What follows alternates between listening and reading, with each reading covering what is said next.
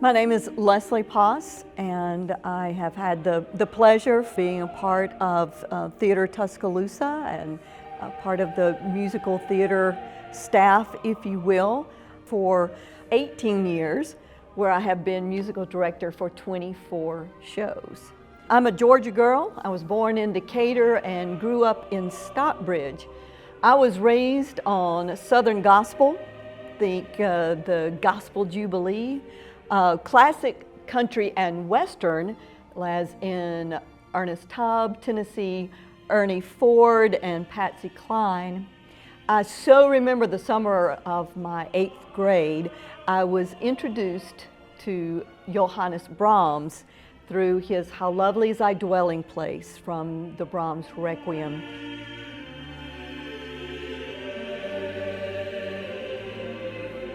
I was at a summer youth music camp, and the guest director was Dr. Hildegard Stanley. She was the director of choral activities at Bruton Parker College.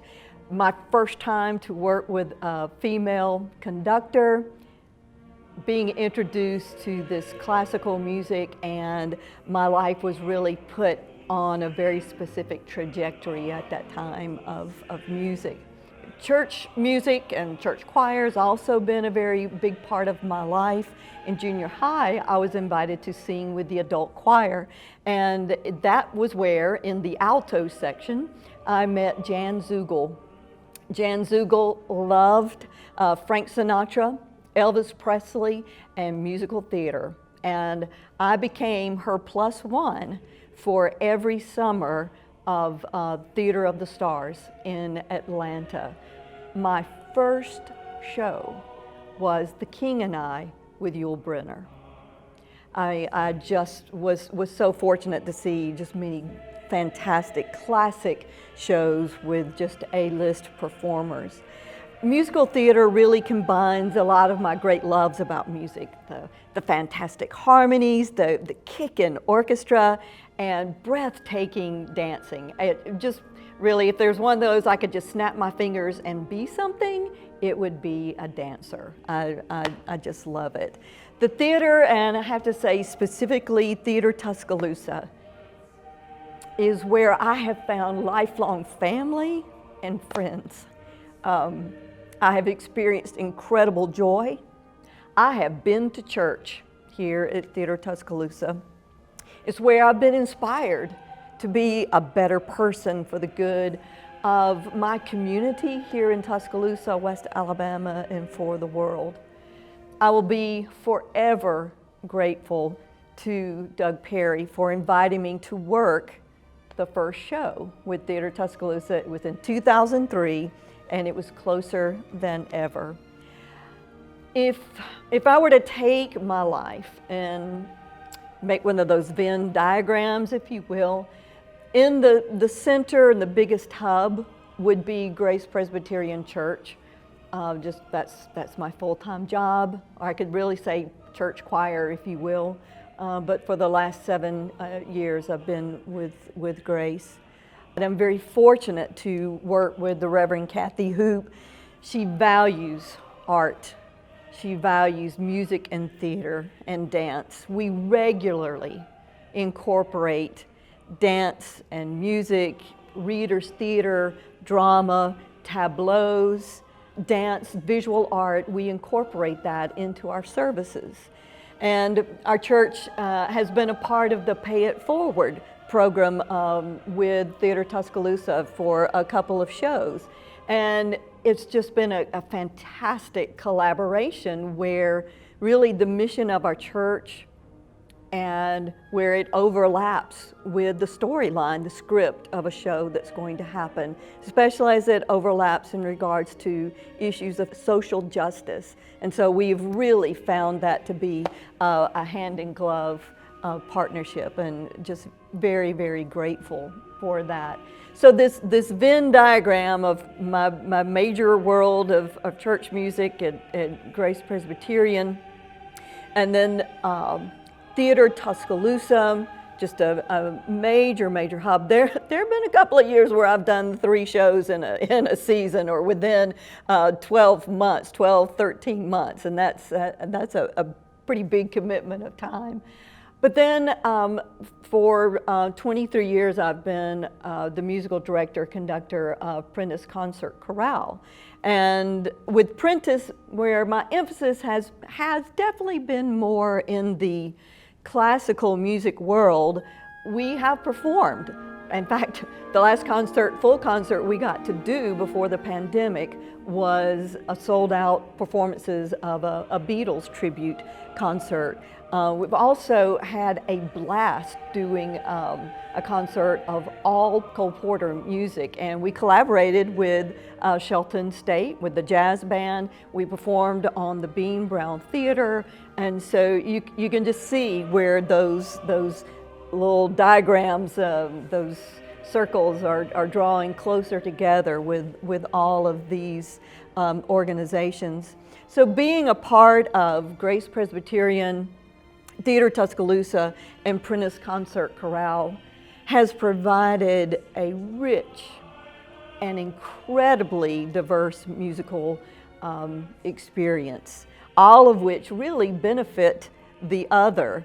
You know, my formal training as a musician, my most formal, I guess you would say, would be in the area of vocal performance, but 23 years as a French horn player in marching band and concert band, orchestra and ensembles, and those things that I can put together in a way in all of these organizations. So of knowing about the voice and how to sing, how to do things in a healthy way, really benefits all 3 organizations. Understanding about instruments, you know, really benefits, and I can go, hey, you know, I'm using this singer over here. We need another alto or tenor and a show for Theatre Tuscaloosa. I can invite them, you know, to come over, and same is true for instrumentalists. And over the years, I've been fortunate that some of the actors I've worked with in Theatre Tuscaloosa shows have been members of my choir. At Grace right now, Sarah Catherine Bonds is a part of that, and she's really been a rock for me and for our choir, especially through the pandemic. So it is really this wonderful sort of confluence of and convergence of resources and people, and I think one richly benefits the other. And I just want to say specifically, I can remember in the February, March of 2017, we were in the rehearsal performance period for company. And at the same time, with Prentice Concert Chorale, I was rehearsing Rachmaninoff's all-night vigil, where it was an hour-and-a-half concert where we sang Russian, Slavonic Russian, and it just also happened to be the season of Lent and Easter at church. So I mean, that was pretty crazy. But I mean, you want to talk about being alive? That's what this partnership has brought for me. Tina asked me this interesting question of kind of what is your role as music director, and is it different, or how does that change when you become the conductor? And with Prentice Concert Chorale, my official title is music director and conductor. And depending on the organization, there really may be no distinction, if you will. It just depends. But in a nutshell, I think of the music director being some of the planner and organizer of individual productions, but also long-term planning of seasons. So you're thinking, okay, it may be 5 years from now before we would be able to do X show or concert. How are we going to get there as far as the personnel, as far as the budget, and those kinds of things? And where's the venue going to be? What kind of contracts might we have to have? Where we're going to get this music? And so I think of that as sort of the music director side of things, whereas the conductor really is responsible for preparing the musicians, both vocal and instrumental, preparing the score and being well versed in the abilities and the limitations of the singers, all ages, and also understanding about the instrumentalist. In the musical theater world, the music director, conductor, and accompanist, right? I would dare say over the last 20-25 years, all three of those roles have usually been covered by the same person. And I can very poorly. I love that I use the piano for my backdrop when I can't really play it. I mean, I can, but you do not want to suffer through a rehearsal with me. I've put here, from 1 to 10, my scale of accompanying a rehearsal would be in the negative digits, without a doubt. But it is my hope that 23 years of band orchestra experience, 40 plus years of church music and community choir director experience with some smatterings of vocal soloist experiences has somewhat helped to balance out the scales, if you will. If you are interested in being a music director for a theater production, do you have to be a conductor, a trained conductor? And I'm going to say that's probably a yes and no, if you will. In the beginning, when you're rehearsing, you're teaching the notes, you're getting everything put together in the orchestra and band, it is an advantage without a doubt to better be able to give specific and clear cues without having to pull your hands away from the keyboard, where you can really listen to the balance, watch the players, see where there are going to be problems. That it also allows me to give, if we're just in rehearsal with the actors, it allows me to give full attention to them and singers, and where I can see where there might be issues, where I can hear, hey, there isn't enough tenor, there aren't any more tenors, let's bring in some altos.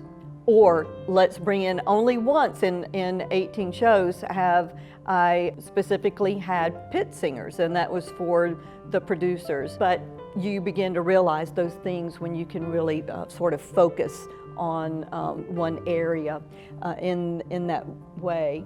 By the time you get to the show, especially with the orchestra or the band, I mean, initially they really need you to be there and direct. It almost becomes muscle memory. There's still going to be some times where it's really good for you to be there. Maybe from a technical side, there have been times where I've needed to give a cue out of the pit of, hey, the lights go now, the thunder, clip goes now, those kinds of things. But I really do hope that being specifically trained as a conductor has provided some benefits with my time here. So, you want to be a musical director. Well, I was telling Tina, initially I was really getting into this, about 3 pages of, here's what you gotta know. Well, I have whittled that down to my top 6 things. Score study and knowing the score, knowing what singers are needed. Are they singing actors? Is it acting singers? Is it really you've got to have a dancer that may not be able to sing? I mean, you need to know that. Is it okay everybody else really has to sing, but this person can use a character voice? So knowing the score, working with your directors and knowing what's needed, what orchestration, so you can help your executive producer know how to build a budget. Are there discrepancies between the libretto that the cast receives and your full score and the orchestra parts? Believe me, there usually are, so having that really helps. Auditions. There's wonderful resources out there now that pulls a lot of information together for you about who is needed, what kind of voices for the main characters, but also thinking beyond that. Are there iconic songs such as Rose's Turn from Gypsy or Make Them Hear You from Ragtime, both in that 11th hour pivotal, dramatic moment of a show? Well, maybe in an audition you've got someone that's great, but can they endure 6 weeks of rehearsals, 2 weeks of shows? And don't forget the ensembles. You can think of specifically the Liebeslieder singers from A Little Night Music. They are core and crucial to the show and have to be trained singers. I think some of the most difficult callbacks we've ever had were for the nuns in A Sound of Music. But beyond that, if it's a show that has great harmonies in it, then you need to know that you have enough sopranos, altos, tenors, and basses. And sometimes it really comes down to soprano 1, soprano 2, and divisions in each of those voice parts. So keep that in mind and plan ahead of time, think ahead of time, so that you can have some excerpts that you can use for callbacks. Oh, and the last thing, somebody comes in and it's like, I'm gonna sing a cappella. Cool, let them do that, but then always have Happy Birthday, something like Amazing Grace or My Country 'Tis of Thee, and have them sing with the piano just to find out if they can match pitch.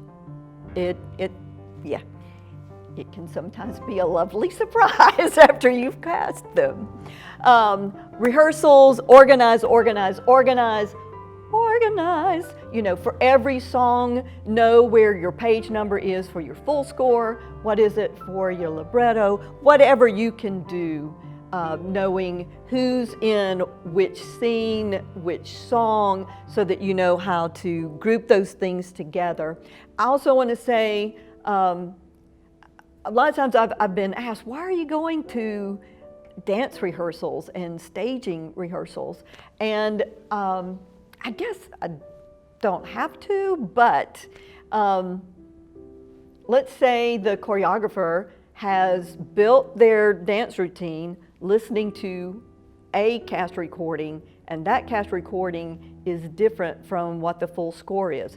Maybe there's extra measures or fewer measures, or there's a specific sound and they have built a dance move on that, just so you can coordinate that ahead of time. The same can be true with your director and staging. Do you need more time for costume changes? Do you need more time for a set change? Do you need less time just so you can keep the pace going? Meet with your directors, your choreographers before auditions, early on in the process as well. Especially if it's a big dance show, get your tempos, get an agreement about those tempos. There can be some adjustment, but know that, so the singers get used to that, and so you and the directors are just on the same page.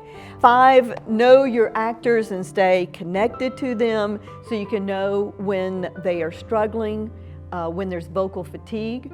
There've only been, I think, 2 shows where there has been the need to change the key for a couple of the songs.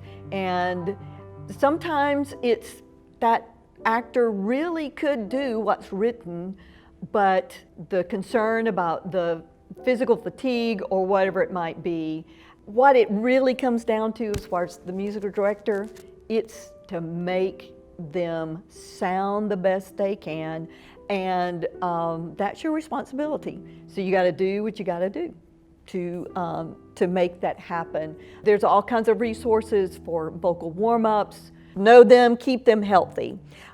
regarding your orchestra or band, build a list of instrumentalists you can count on. You will need players in the musical theater world who can double or triple. That is, for instance, a common combination would be they play clarinet and saxophone, and that might be alto and tenor. But sometimes they need to be able to triple or even play more than that. So having a list of people you can rely on who is going to come prepared and will work, that's going to be really important. Create a player's contract. Make sure it includes who finds and pays a substitute if you know that they're going to miss. And oh my gosh, make sure it includes that they have to erase every mark they put in their score, or you will spend hours with your pink pig eraser and taking that out. So I've pulled a few resources together that you will be able to find with this that might help with organizing songs and scenes and rehearsal schedule and contract, some things like that. So I hope that will be helpful to you. Auditioning for Theatre Tuscaloosa. Yes, do. Yes, please come audition. We would love to have you. So you're interested, get to know the show. Listen to cast recordings, that's really good.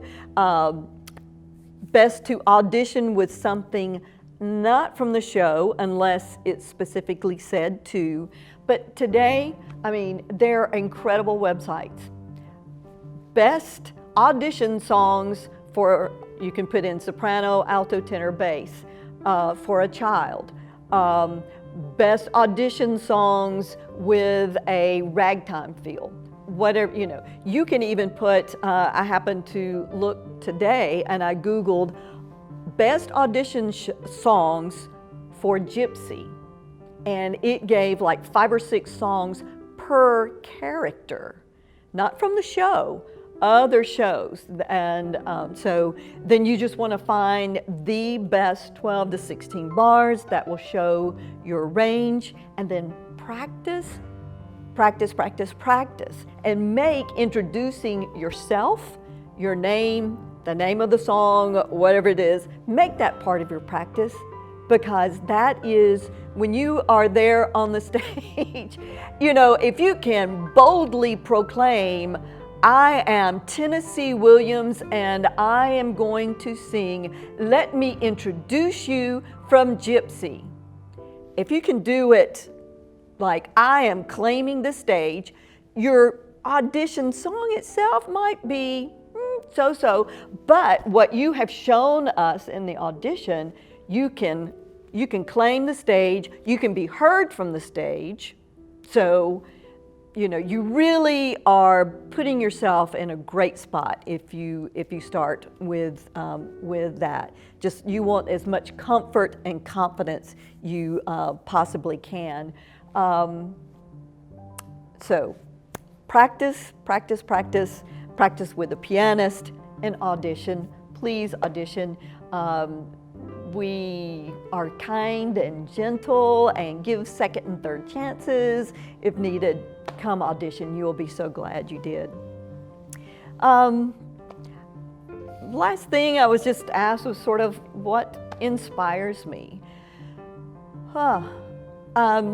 Great music and live music that has an audience there to participate. And I think, like all of us, there are times that we want something that allows us to check our brain and just enjoy it, just laugh. It might make you cry, but you know, it's just, it makes you feel good. And then there's the possibility that it might be something that really can make a statement, that can make you think, make you question, make you want to live your life differently. And I mean that in all sincerity. Just a few notes that I've had from some shows. Closer Than Ever, I mentioned it was my first one. my first show, and guess what happens? The Wednesday matinee, a singer calls in sick, and I had to take the stage. Thankfully, I was able to use my score there, and but hello, I've done a few shows in my life, but it's been quite a while. Joseph and the Amazing Technicolor Dreamcoat, it was one of those just pure fun. I think we sold out every show before the third show of the production. It was really interesting, but just lots of fun. Probably the most difficult technical show was Ragtime. The orchestra almost never stops, and almost every word that is spoken on stage is underscored. But it was a life-changing experience. With Hairspray, of course, you got to say, being able to meet Mark Shaman, oh my goodness. But also, was it the last show, next to the last show, as the end, and the guy was doing these tumbles, and he knocked in a section of the stage that came down into where the little where the orchestra was. So that was kind of crazy. The most difficult score to work with was Grease, of all things, but you know, it was first a stage production, so there was a score for that, and then it became this mega hit movie. There were different songs, different order of songs, different orchestrations and keys for those songs. So just putting that together, and it really was a bit of a Frankenstein, taking parts of this and part of that and changing keys here and all, but totally worth it. A great production. I could mention something about every one of these shows that has made a real difference in my life. I just want to end with this thought, and that is Gypsy has the best overture I think that's ever been written. Second unto it, actually, I think is Drowsy Chaperone. Pretty fabulous. But there's a phrase at the end of Rose's Turn that has stayed with me, and it's part of the reasons why I love being a part of Theatre Tuscaloosa for what it has brought to me as this conversation, and is asking Rose, why did you do it? And she says, I guess I just wanted to be noticed. And I think that's true for all of us. We want to know that our life matters for something, and that we can make a difference. And so being a part of these shows, I'm hoping that I can notice these actors, these singers, and help to strengthen them and their musical skills. I'm always mindful of who might be in the audience, and they are just longing for a way to be noticed, and they see a show, and it's like, if I could do that, what a difference it would make. And I think too, of things such as 1776 and the political statements that it made, and Ragtime and Hairspray and the issues of social justice. And I think again of people in the audience, but also people in the cast, and of saying, you know, this is a way that I can make a statement of things have to change. And Tina Turley, the executive producer for Theatre Tuscaloosa, dear friend and frequent director of many of these shows, you know, frequently says, hey, this isn't brain surgery, people, but it is pretty doggone important. Absolutely, the arts are crucial, and I think through the pandemic we have learned yet again how vitally important they are. And so I am grateful for this opportunity, and thankful for this chance to share a little bit about my love of musical theater and to be with you in this way. So thank you.